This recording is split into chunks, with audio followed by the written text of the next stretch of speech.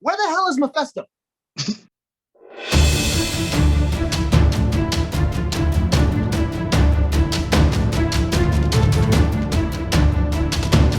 Welcome to ZZ Talks review of WandaVision, episode 9, titled Series Finale, which I think even means that it's just series finale of like the TV show format that they have going on in the show, or it really is just a limited series and there isn't going to be a season 2, which I think was the running theory anyway. I think it was a message to the fans saying, we're not doing another season.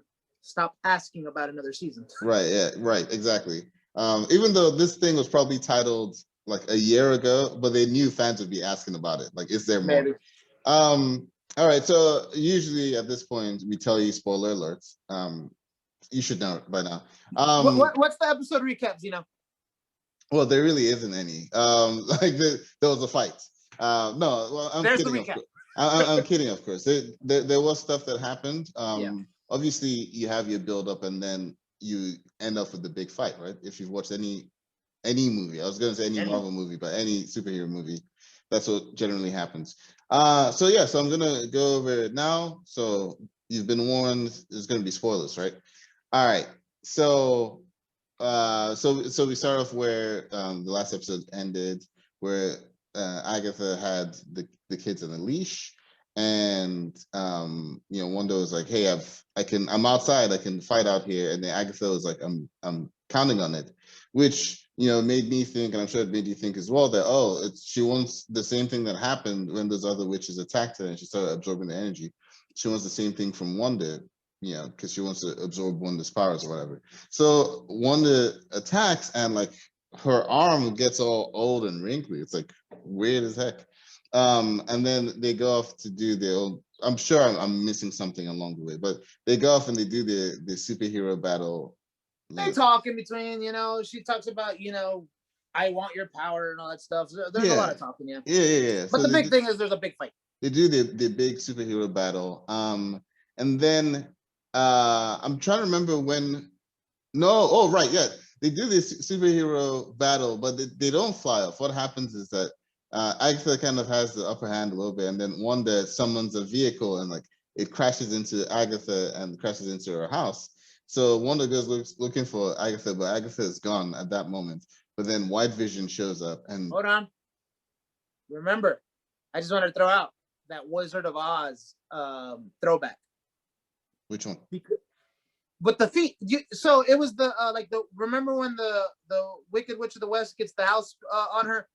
You cannot assume everyone's watched Wizard of Oz. It's 2021. That is just what's wrong with you then. Okay. Then again, I can't say anything because I haven't watched The Princess Diaries or The Princess Bride. And a lot of people are always like, you haven't watched The Princess Bride? But anyways, in The Wizard of Oz, the house falls on the witch at the very beginning of the movie when Dorothy goes into Oz, and all you see is her two slippers, the two red slippers that Dorothy puts on. That was a little bit throwback because later on, one of the movie that's playing in the theater, you remember when she's transforming it from, I guess, from her whatever she created to what really is there. Yeah, it was the Oz, the Great and Powerful. So it was just a little. They had to, because she's Scarlet Witch. It's a witch. They had to throw in that little throwback. Okay, good eye.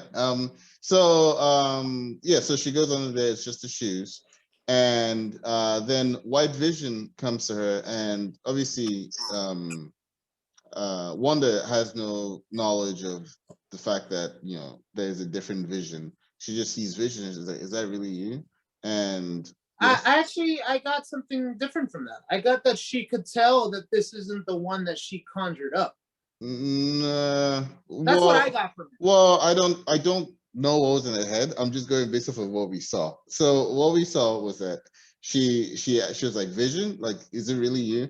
And then like he put his hand on her, and then he started like squeezing her neck.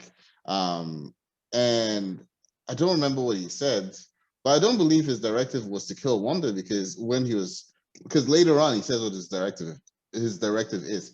So anyway, so he's like strangling her, and then the vision that she conjured comes and like swoops in and takes him away, and they start doing their own superhero battle. It's pretty even battle at that time.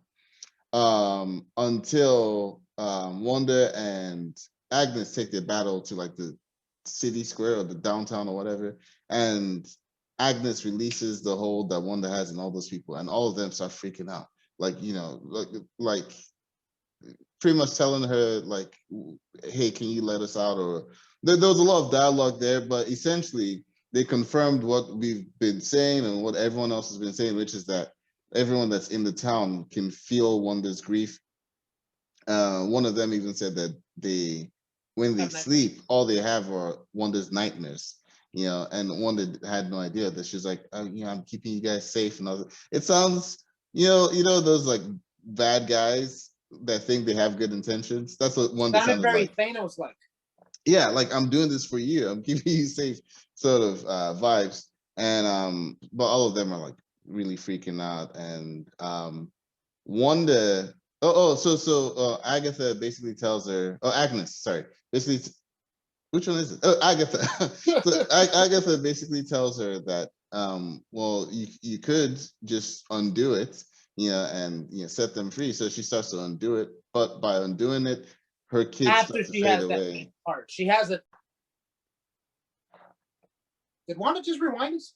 Anyways, so as I was saying, so she has a change of heart. Remember, she changed her like right then, because it's funny how quickly it happens in that small time span where she's like, no, I'm doing this for your own good, and then all of a sudden she's like, you know what, you're right, my bad. Well, it wasn't all of a sudden. Agatha said that you can end this by doing over the spell or turning back. 2 minutes of dialogue. That sounds pretty sad. So, anyways, but yeah. So that happens, and then that's when she's like, you know what? She does that little lift up, starts breaking apart, like opening, I guess, the door in the in Westview so people can get out, and just tells them to go ahead and run. By the way, quick thing that I noticed, man, people in Westview know how to run, because that was a long distance. I don't think they made it up. You know that they made it? Okay. No, yeah, because they were there at the end. I was like, yo, they sprinted. No, yeah, they were there at the end. Remember with the walk down? They were there. Yeah, because they were just staring at her like, you did this. Yeah.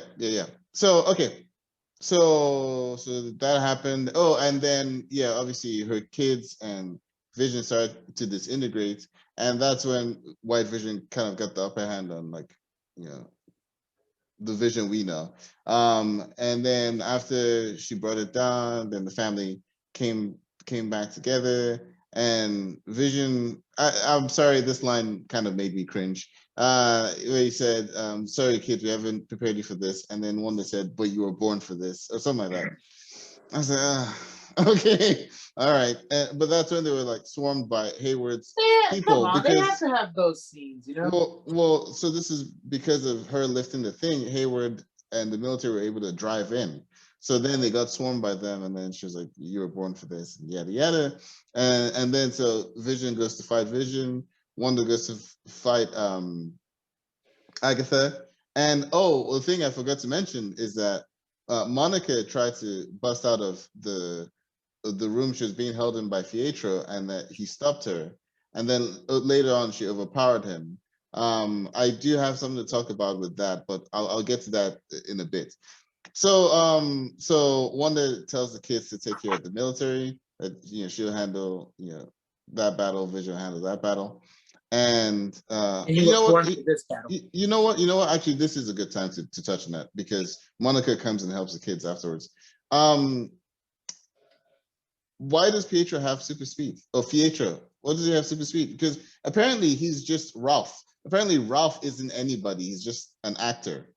Because he had like the headshot there. Yeah.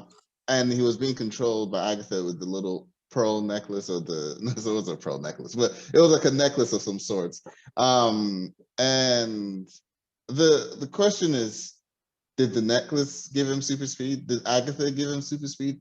Those things were not touched on. And I'm not the type of viewer that needs to be spoon-fed everything, but at least this is the kind of thing where people are like, okay, this guy has super speed. Yeah, but I kind of take it as Agatha did give him that power because that was what she needed from him. But and then she just never turned it off. But it's never been established that a witch can give you super speed or can give you superpowers. Because Wanda gives her kids, but Wanda technically gave her kids those powers. I don't know about that. I would say they inherited those powers. That's different from giving someone without powers, hey, now you have superpowers. That's a big ability to be able to have. But she's also able. Both of them are able to like freaking manipulate someone to make them think they're in the 1960s sitcom. So I don't think that giving them powers is too far of an outreach. Now, remember, like you said, it has to be based on the pearl necklace, though. Yeah, so. That's because not all of them have that pearl necklace, did they? No, not all of them did, and that's a huge thing. And if she's able to do that, that's a huge thing to just not actually tell you that yes, that's what she's doing. I don't know. You might get those answers later. Yeah, but at least hint towards that you're gonna get some answers there. I don't know. For me, I thought that was a plot hole. I thought maybe that's just something they forgot to address.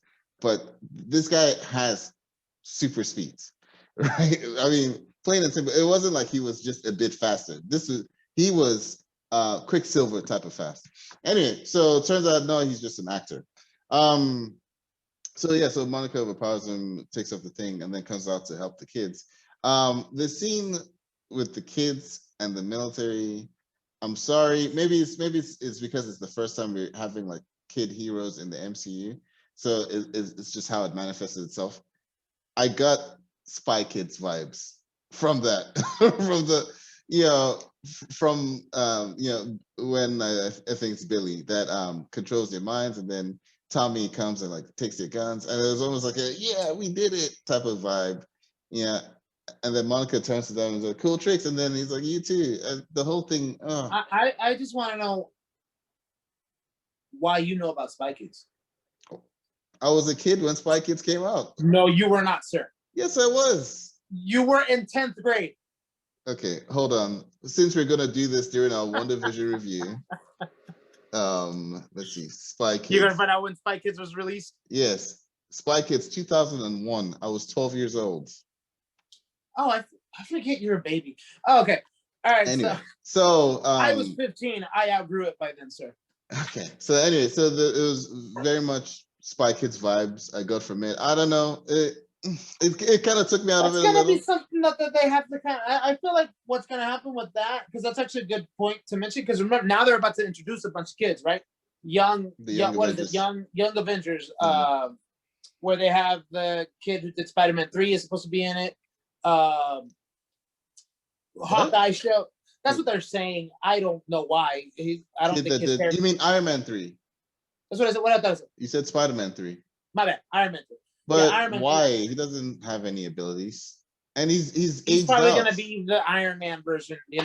Oh, I know there's going to be actual superpowers. Ms. Marvel, and then Hawkeye's daughter and all that stuff. But let's not get off topic because no. I'm just saying, what I was gonna say is touching on what you said about how it felt was kind of Spy Kids 3. That's probably something that the MCU is gonna have to learn how to not make it seem campy with little kids. Yeah.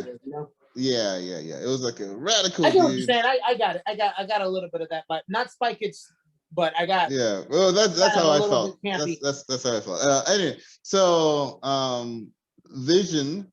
You always have to ask yourself, well, how are two equally powered people gonna resolve their battle? Well, Vision, Wanda's Vision, did so by asking White Vision what his directive was, and he said his directive is to destroy Vision. And then so Vision turned it on its head and is like, well, basically asking him, well, aren't you Vision? Or like, oh, who is Vision? Or something like that. And then the other one asked him to elaborate. And so then he did this whole thought experiment, which I don't want to get into right now because that was complicated as heck.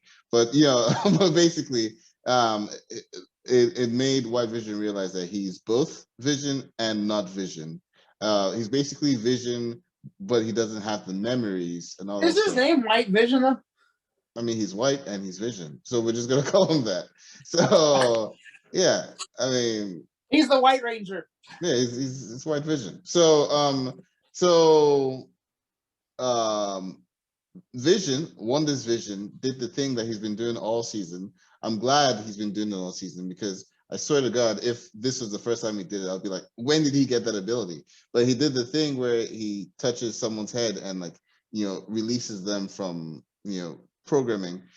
Because it's not that he came about and he didn't have any memories. No, they suppressed his memories. So he unsuppressed the memories, and then he's like, oh yeah, I know who I am, and then he flew away. Feeds into the whole thing. Remember when Wanda was talking to what's the director's name again? Hayward. Yeah. Where he was talking to him, and he was saying, oh no, he's just a computer, but she's like, no, he's more than that. Feeds into that look, this guy has memories. Yes. Real memories, not computer memories. I wonder why he flew away though. I guess maybe to figure out himself or whatever. But I mean, I'm sure we'll see him in the future. But he flew away. He's gone. Did he say I am Vision and then he ran and then he flew? He might have. Yeah. That was kind of corny. It was hours ago that I watched it, so I don't know. Kind of corny. Yeah. But anyway, it's not as bad as the Spy Kids stuff. So and before we get to the resolution of the final battle, Hayward was underwhelming as heck. I'm sorry. Yes, he was. Honestly, look, first of all, our review of him throughout the show has been kind of like, okay, I guess you have to be here. He's boilerplate military bad guy type of dude. Yeah. But it was the resolution for his character was just so whack. It's really so was. Bad. Yeah. I think that honestly, I feel like his character, and especially his final scenes, is the only really disappointing part of WandaVision. His character. I have a couple. Oh, you mean of the series as a whole? Yes, I agree with that. As a series as a whole, yes. You might have there might be a little bit of few, not as satisfying things for the finale, but his character was. It just proved further that he was more of a filler for sometimes. It seems. Oh yeah. I mean, honestly, I don't know that I will remember the name of the character this time next year. For sure. I don't know that I will. You'll remember Director Jackass though. Yeah, I'll probably call him that. But I mean, he was so underwhelming. I was like, that's it. Like I don't know. I guess I don't know what I was expecting, right? And this is sort of the issue with fan theories. And I actually heard one theory just before I watched this episode that I thought was a ridiculous theory, but still I was like, well, that would be kind of interesting. There was a theory out there that maybe Hayward himself is Ultron. Like Ultron never really left, like he got himself stored somewhere, and then Hayward is like finally Ultron's embodiment. I thought, no, that's ridiculous, but at least that would have made him somewhat of an interesting character. I heard that theory too. I tossed it out because I'm like, no, because he's also a mumbling idiot too. Yeah. And it would have been one of those last minute things that I told you I hate if they reveal in the last episode. Oh, by the way, this is Ultron. No. All of a sudden, he turns around and he becomes Kevin Spacey, or not Kevin Spacey. What's his name? Yeah. No, he wasn't that. He's just some guy. He's just some guy. So anyway, so they resolve that, and then Wanda and Agatha have their battle, and Wanda is like, throwing her energy beams, and it looks like she's missing, but no, she's not missing. She's creating runes around, and she then shoots at Agatha, and you can see her arms fading away, and Agatha is thinking she's winning, right? Because Agatha needs to do a magic thing to be able to absorb your power. But the runes, as Agatha laid out in the previous episode, makes it so that the person who puts the runes, only they can cast magic in that space. So Wanda must have done. I know when she did it. So when Wanda went behind her and did the whole mind thing to her, like she did to Tony Stark in Age of Ultron, when she did that to Agatha, and made Agatha see that stuff, and then Agatha turned the tables on her. I think Wanda did that to make Agatha think that she had the upper hand, but it was during that moment that Wanda kind of took over her illusions. making Agatha see things like Wanda's arm going away when it really wasn't. So it made Agatha think it made her think she had the upper hand. The reason why I have that idea that that's what happened is because it's almost point for point what happened in the show Naruto. There's a clan that specializes in illusion techniques, and the way one of the characters beat like a really powerful character is to give him the illusion that something else is happening when it wasn't, and so it seemed almost exactly like that. So anyway, okay, I thought it was when she was missing that she was making those words. Right, but remember, by that time, Agatha was already seeing that Wanda was losing her, body mass and all that stuff, and it's because Wanda had already put her under like her illusion. Gotcha. So she turns on Agatha. She brings Agatha back down to earth, and then she says, "I'm gonna make you the nosy neighbor," and Agatha said that's just cruel and yada yada. So she changed it to that, and she's like, "Okie dokie, neighbor." Blah blah blah. Catherine Hahn, great as always. And then that was it. Sir? Uh-huh. She said, "Okie dokie, artichoke." Okie dokie, artichoke. Yes, there you go. And so that was the resolution of the battle. Obviously, Wanda knew that she was gonna have to undo the hex. Yeah. And she knew what the result of undoing the hex would be because she had already seen it when she tried to undo it earlier in the episode, and her family was fading away. So this is the sad part of the episode, right? You get to the goodbyes, you get to the room, and she's undoing the hex, and they say goodbyes to the kids, and then they go downstairs, and then they have their final heart to heart. The greatest love, the greatest couple in the MCU, right? They have their heart to heart, and then it fades away. And yeah, the powerful scene to me was his tear. His tear. When? Vision. He has a tear. He's not supposed to have a tear. When? During that scene? During that scene. You don't remember? No, I don't remember. Yeah, he had a tear. Remember? And she grabbed it, she touched it, and then he touched it, and that's when he did the whole kissing the hands and all that crap. Oh, okay. And then, yeah. So anyway, for me, that was an interesting scene. That was a good scene. Yeah. So might have hit me right here. I forgot it happened. So the hex is undone.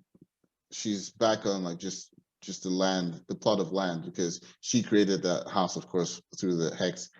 And she's walking back through the street, and all of the townies are looking at her like, she put them through hell because she did.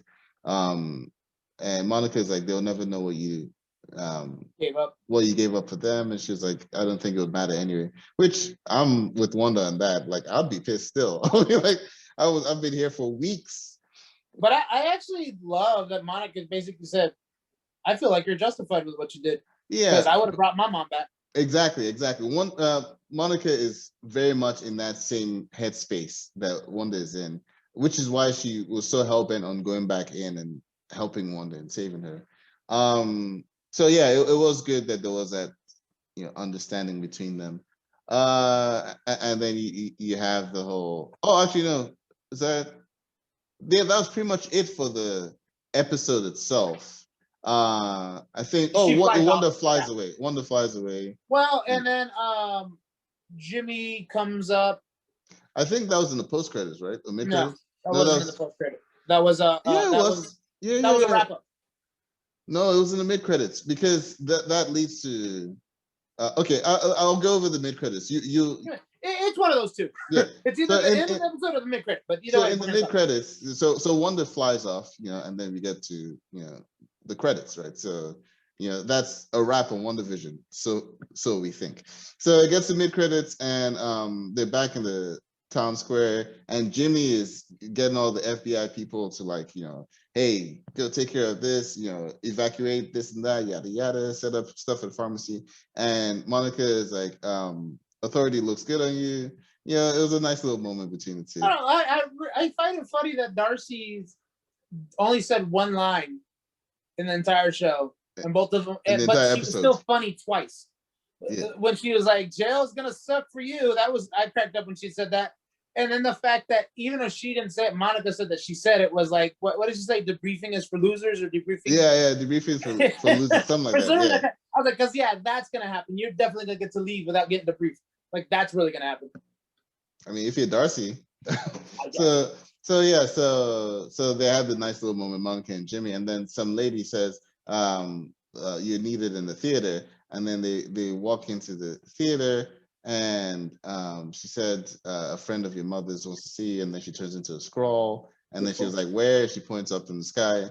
I'm thinking the friend of the mother is Nick Fury because of the post-credit scene in Spider-Man, Far From Home. I'm getting the idea that it's actually Captain Marvel. I don't think so. Well, no, because remember she saved them. She helped them search for a world, so it could be either or. You know why I don't think so? When Captain Marvel was mentioned back in episode 4 or I think it was episode 4. Monica seemed to, she was like, "I don't want to talk about it." She seemed to not like Captain Marvel, and I wonder what happened in the interim that makes her not like Captain Marvel. Maybe it's just she probably just because she wasn't there for her mother. Yeah, probably that. Yeah, that makes sense. So I would actually think it's Nick Fury, and it's because of Nick Fury showing up on the sword base at the end of Far From Home. Because if you remember Far From Home, Nick Fury and Maria Hill weren't actually Nick Fury and Maria Hill. They were two. They were the yeah. Yes, yeah. So the real Nick Fury was on the sword base in the sky. It's a friend. That's all we know. So that would be my guess on that. And then there was a post-credit scene, the only one of the entire season, and it was Wanda at a secluded what would you call that? Shack. Yeah. Okay. Go. Lodge house. Something. Cabin. Yeah. Cabin. That's the word. Wanda in a secluded cabin. She's like sitting there. She gets up. She goes inside, but then you see like another aura of Wanda with the Scarlet Witch thing. Oh, by the way, I didn't touch on that at all. We did it, and I just want to say, it's so good because we'll go back to this post-credit scene. It's so amazing when they become whoever they become, and all of a sudden they save so much money and thought on having to create a costume, because it seems like a lot of ones in MCU just when they become this power, all of a sudden they have the costume, and I'm like, where did that fabric come from? You know what I'm saying? Yeah, like you never have to worry about a costume from now on. It's just automatically. It's like everybody is Venom. You know how the symbiote would just make the uniform. Yeah. Well, I mean, we could see a bit of the crown thing forming on that. I thought was really cool. On Agatha's mom, being like actual fabric or whatever, that they just made it into the aura or whatever it was. Yeah, we saw it forming on Agatha's mom. That Salem scene in the last episode, and I think Wanda is so much more powerful that it's like a fully formed crown type of thing. So anyway, so she goes into the cabin. I think she's like making food or whatever, but then you see like an aura of Wanda dressed in Scarlet Witch costume, like levitating, and she's reading the Darkhold, and you can hear what sounds like the kids screaming like "help us" or whatever, which makes me think, oh, she might be looking for a way to actually still free Tommy and Billy, or create or something, but they're not gone basically, which is. I mean, if you think about it, maybe she actually did create them, but they're just in another universe. I mean, that's why she's gonna be in the Doctor Strange and the multiverse. Maybe it's another universe or something else. But I didn't touch on it. I touched on it in pre-production. But I wanted to mention. I don't know. I guess you didn't get that. So the post-credit scene reminded me so much of the right before the credits hit for the Incredible Hulk. Because it's the same thing where he's in a secluded cabin and he's sitting, I don't know if the proper term anymore is Indian style, but he's sitting cross-legged and doing his meditation, and then his lights light up. It gave me so much of that vibe because her aura is also sitting cross-legged reading the book. And it just gave me so much, it just made me think of Incredible Hulk. And I feel like throughout the show, they've just been throwing small homages or small throwbacks to different areas of the MCU. So I just thought that was pretty cool. Okay. Yeah. So yeah, so that's pretty much the episode. One little tidbit from the episode that they said that I quite enjoyed was that Agatha said that you don't even know how to use your power. You not you, but the Scarlet Witch is supposed to be stronger than even the Sorcerer Supreme. So basically, her powers surpass that of Doctor Strange if she learns how to use her powers. I thought that was a nice little tidbit, a little power scaling thing. Back to It that. was all kind of known terminology that again. that Wanda has been like one of the most powerful ones out of all of them for Yeah, a long time. She just never really. She's still a kid.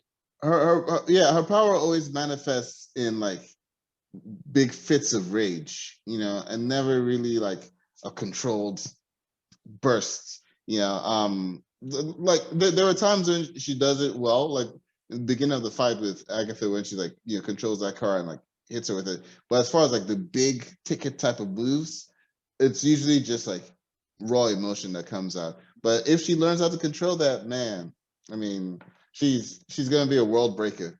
This episode kind of was like, kind of reminded me of what would have happened with Neo in between the Matrix and the Matrix Reloaded, because you know how he went from just barely learning his powers to becoming a master, and then all of a sudden he's flying and all that crap, and like in the second movie, kind of reminds me a little bit about that in the sense of this whole entire show was about her maturity.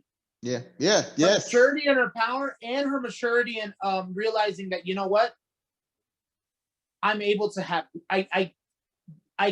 I have to deal with the grief. I just can't, Yeah, because she very well could have created her own pocket dimension for the four of them, where where Vision and the kids don't have to fade away.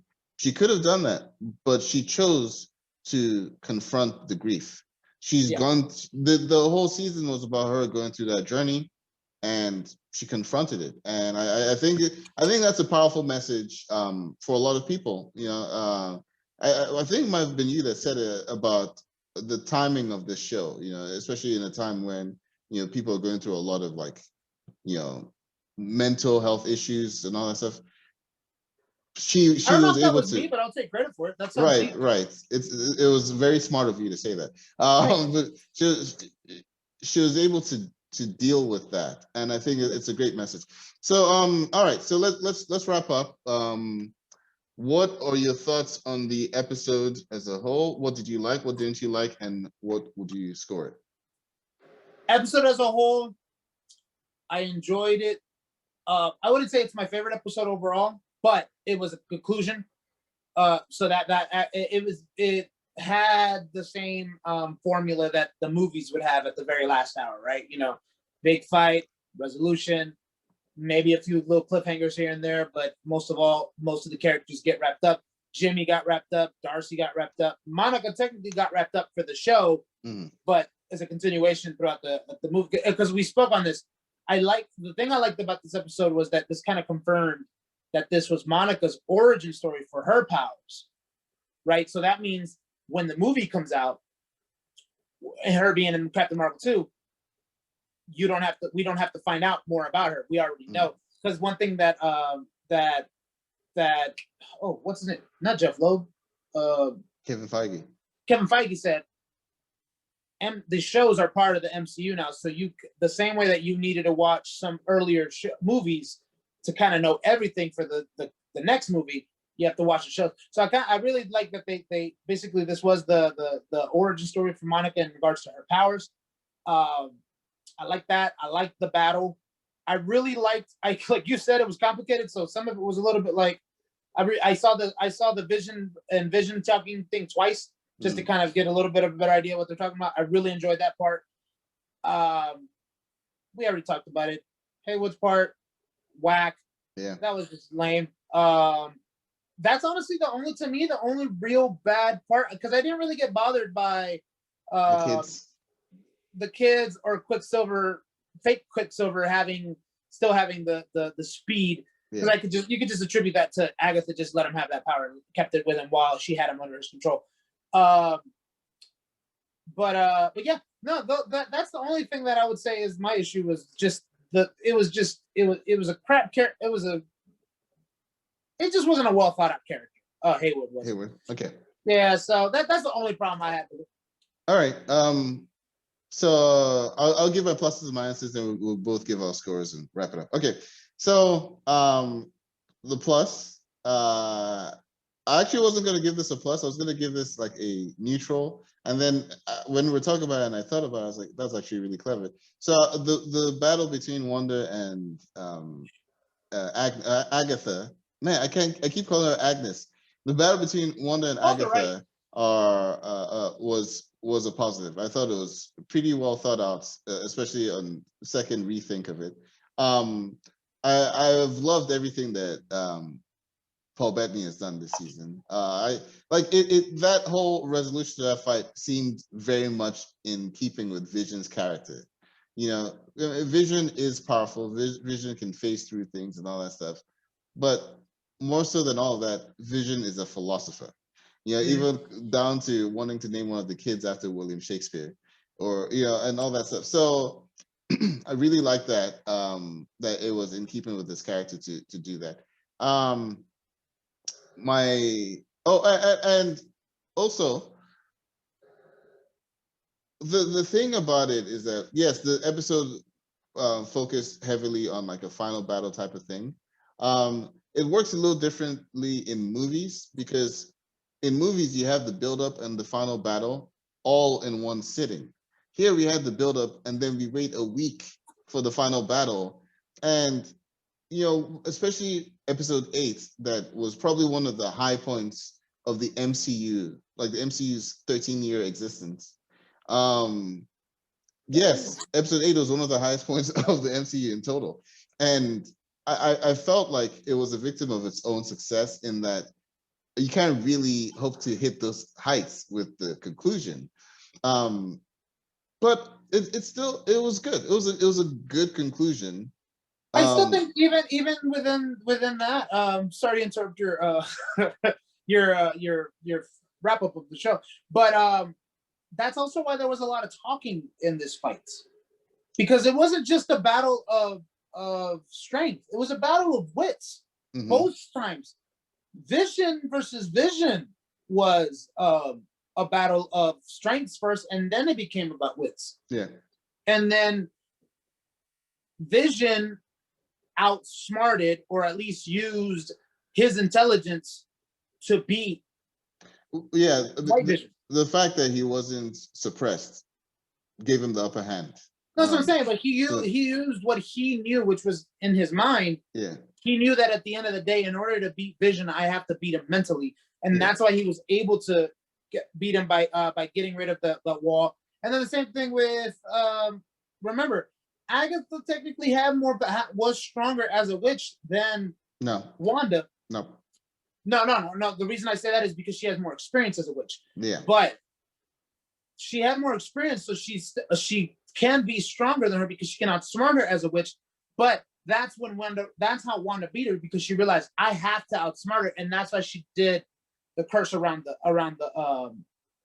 entire dome. Yeah. So that's what I'm saying. Like, it became first a battle of strength. Then the reason they won was a battle because of the wits. Right. Yeah. Okay. So, where was I? I lost where I was. I'm sorry. You just made me think of that when you were doing your review. So that's why I had to mention. Okay. Yeah. So okay. So, I thought as a conclusion, it was good. I already mentioned the Hayward stuff. I didn't like that. I really don't like the theater thing.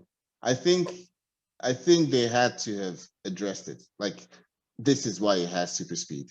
It's too big a thing to not address. And I know that there were a lot of things they put out there in order to just string along the fans, and I get that. I don't have a problem with that. But you gotta wrap it up, right? You can't leave it as an open string. Don't worry. They'll wrap it up. He's Mephisto. Okay. So anyway, so Hayward, yeah. I've already said all my negatives about it. I like Monica's character, though I do feel like she kind of disappeared the last third of the season. I mean, she was there, but not really. I It's felt WandaVision. like there was, yeah, that's true. It's WandaVision.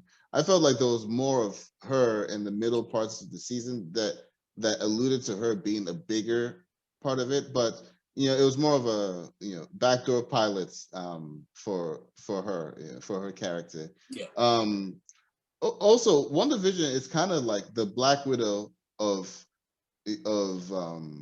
well, her story in the sense, not Black Widow the character, but Black Widow the movie, where Oh. the character's already been established, but we're finally getting a movie that focuses on her. Fine point on her. Focus on her. WandaVision is that for Wanda in the sense that there was so much to learn about Wanda that we felt we knew about her, but this gave us a chance to really get into who Wanda Maximoff is. So I really appreciated that. All in all, I'll give this episode I'd give it a 7. Just because the glaring stuff for me was a little too glaring. I'd give it a 7, and yeah, but all in all, I really did enjoy the show, and this episode didn't do enough to sour that for me. So, what would you give it as a score? I'll give it a 7.5.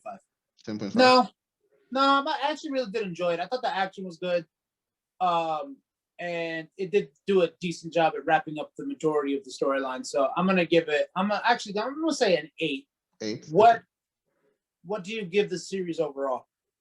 I know that at some point we're gonna do a series like review. But my initial thoughts, and maybe I'll go watch clips and stuff later. My initial thoughts, I'll probably give the series